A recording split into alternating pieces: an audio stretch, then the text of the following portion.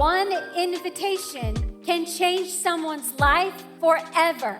One invitation. That's absolutely true. That's why we're focusing on for the one today, because you just never know what's going to happen for somebody. And that's the passage of scripture that we picked today. So Mark chapter 10, we need to understand the context. Whenever you're reading scripture, you need to know what's going on, a little bit of background, a little bit of understanding. So the passage is about a blind man, but at this point in the Gospel of Mark, Jesus is moving towards Jerusalem for the last time. So he's going from the region of the Sea of Galilee, and he had gone to Jerusalem many, many times during his life and his ministry to celebrate celebrations and Passovers. And so, but this is the last time, and he knows it.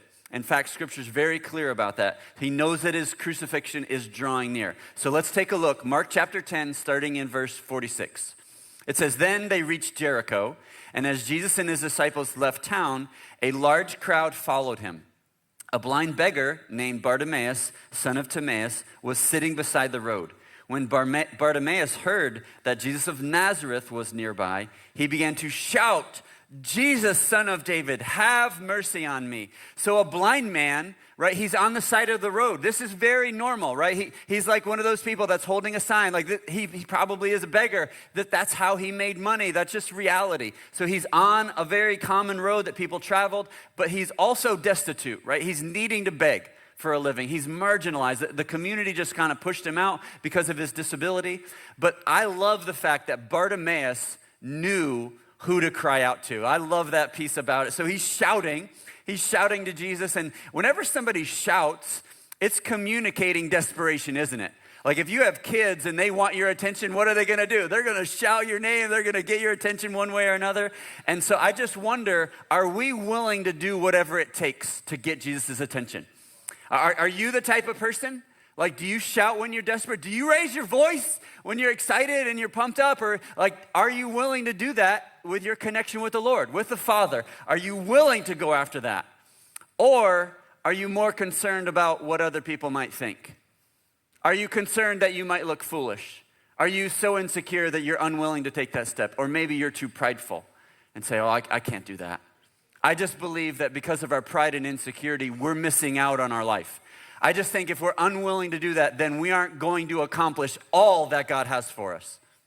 And some of you, you may not know what God has for you, or you might feel that you don't have purpose, or some of you would say, "I've actually been trying to figure that out. I've been trying to figure out what my purpose is." And we want to tell you today that God has something more for you here at Grace Church. And so jump in to your purpose here. Be a part of what God is doing here.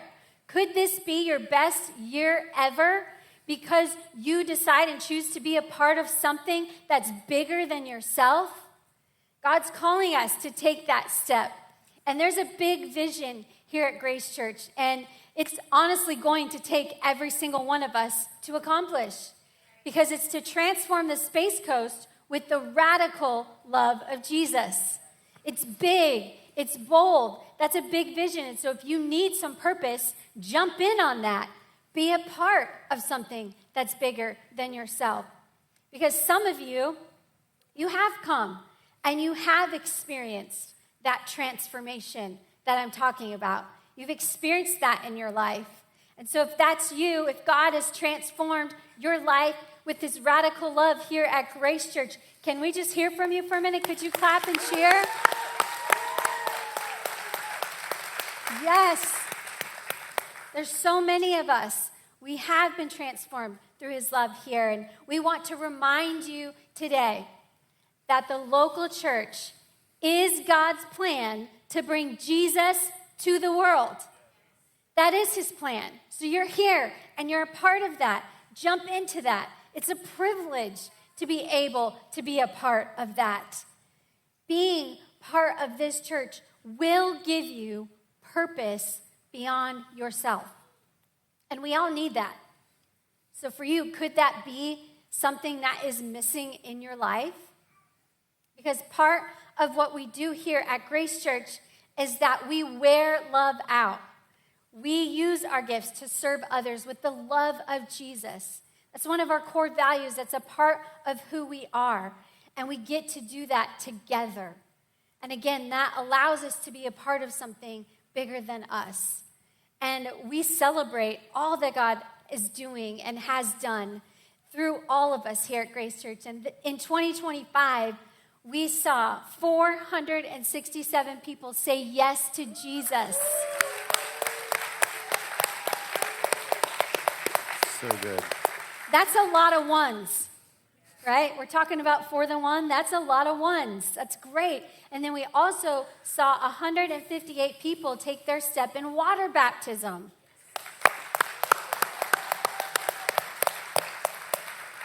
And every single one of those is a person and a story of life transformation. And we're talking about people breaking free from things like paganism, pornography, depression, homosexuality. There's a person and a story for every number that we shared with you. And that's why we do this. It's for the one.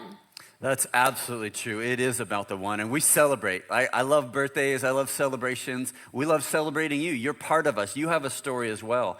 And the reality, when we look at us as a church, what God is doing through us, there are more people in our community that they need Jesus, right? They need us to connect with them. They need Grace Church, just the same way that you did and you found us, right? Maybe you are crying out for help. Well, there are people in our community, in your neighborhood, at your workplace, where they're struggling, they're desperate, they don't have answers. You and I have the answer. We have the solution. And I just believe with all of my heart that we can bring them to Jesus. That's amazing. It's an incredible opportunity that we have, and we're committed to that.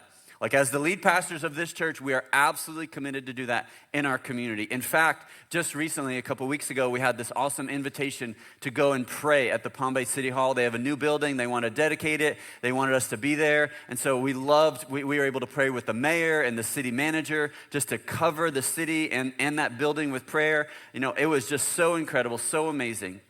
And so there are times that we're going to share our faith and we're going to invite people, and they will be open to it. But then there will also be times that people will be resistant. They'll be in opposition, right? They won't like that. And you know, when you look at the story that we're taking a look at in Mark 10, that's what was happening with blind Bartimaeus. He was calling out to Jesus, and this is what the crowd said in verse 48. Be quiet. They were shushing him. Many of the people, they even yelled at him. But he only shouted louder, Son of David, have mercy on me. And so there's times when we need to shout, right? We need to pursue after the Lord relentlessly. And then there's also times when we're going to face resistance. The crowds were in opposition to him. I just believe in our lives, there will be times when the crowds and the critics, they'll try and silence us. They'll try and shush us. No, you keep that Jesus stuff to yourself. You don't invite people to your church. Like, that's your kind of stuff. Has that happened to you? Like, have you talked to other people, and have you encountered resistance? Maybe you talk to somebody about Jesus and they roll their eyes. They're like, oh, going on with this Bible stuff and Jesus. Maybe you talk to some coworkers at church or at work, and all of a sudden, you know, you recognize that, man, they're targeting you. They're even bullying you now because of your faith. So let's take a look in verse 49. It continues, when Jesus heard him, he stopped. And he said, tell him to come here. So they called the blind man, cheer up. They said, come on, he's calling you. Bartimaeus threw aside his coat, jumped up, and came to Jesus. I love this. This is incredible. Like, Jesus recognized it for the one.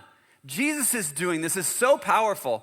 I mean, here's his chance. You're talking about a blind man. He's blind, he's struggling, he's destitute.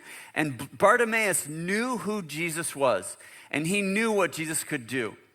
But there's a piece to this that's really interesting to me.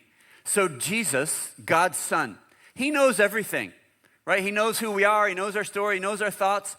He knew that man was blind.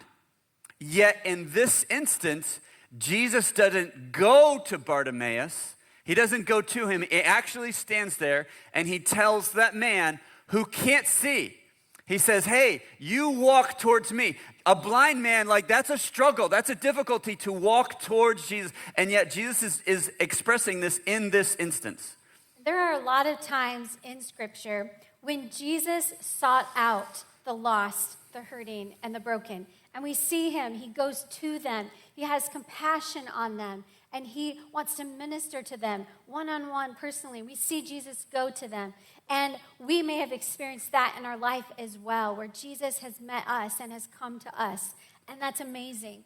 But this particular time, Jesus is having Bartimaeus take the first steps towards him. He wants to see what Bartimaeus is going to do. He wants to see if Bartimaeus is going to make a move towards him. And I believe that Jesus is calling each of us to the same thing today. He's asking you to take a next step.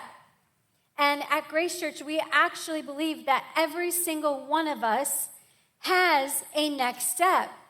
No matter how long we've been following Jesus, no matter how long we've been coming to this church, every one of us has a next step. What is that for you in your life? Maybe if you just come to church sporadically, whenever it might fit in your schedule or whenever you might feel like it, maybe your next step is to say, no, I'm going to make that a priority. I'm going to make a commitment to be in church regularly.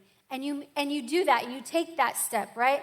Maybe if you've been attending the church for a while, but you haven't taken a step to connect to the church, maybe that's your next step. You get signed up for Discover Grace Church. Maybe if you're lonely and you need relationship, or you're struggling to walk this life out with Jesus on your own, you take a next step to sign up for a connection group. Today, you have the opportunity. There's a next step, right? Maybe if you're desperate for healing from your past, you are going to take a step into a freedom group.